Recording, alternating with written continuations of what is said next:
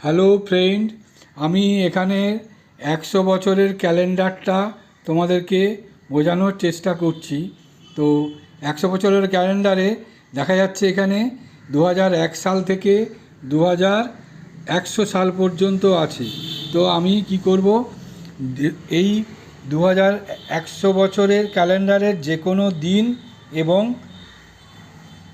মাস, দিন, মাস এবং কোন কত তারিখ ছিল সেটা সহজেই বলা যাবে। যেমন 2026 সালের 15 অগাস্ট। তো প্রথমে 2026 সাল যাব, 2026 সালে গেলাম। 2026 সালে কী আছে? ডি আছে। তাহলে মান্থের আমি ডিতে যাব, এবি। তো অগাস্ট মাস, তো অগাস্ট মাসে এইটা ডি এর অগাস্ট হচ্ছে 6। তাহলে আমি ক্যালেন্ডারের এখন 6-এ যাব। ক্যালেন্ডারের 6 একদম 7-এর আগে 6, 15 অগাস্ট যাব। এইভাবে 15 অগাস্ট কী হলো? স্যাটারডে ছিল।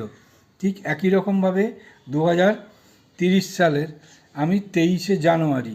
তো 30 সালের 23শে জানুয়ারি, 30 সাল গেলাম, কি আছে না বিতে আছে। তো আমি বিতে যাব, এইটা বি। জানুয়ারি মাস কতই পড়ছে? 2-এ। তাহলে ক্যালেন্ডারে 2-এ যাব।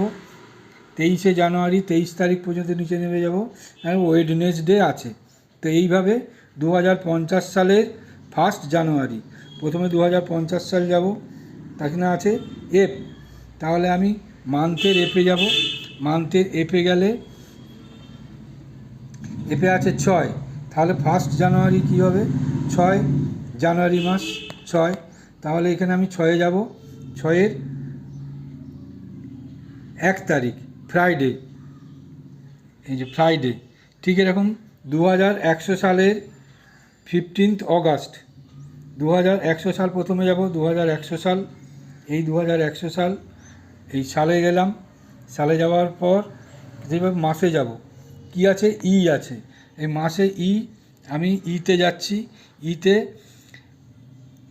1 জানুয়ারি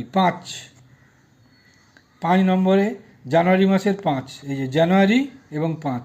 তো আমি 5 নম্বরে গেলাম।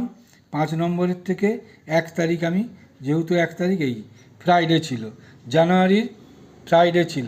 তো এইভাবে আমি যে কোনো দিন এবং যে কোনো বছরের যে কোনো তারিখটা খুব সহজেই বলে দেওয়া যায়। তো এই ছিল আমার আজকের বিষয়বস্তু।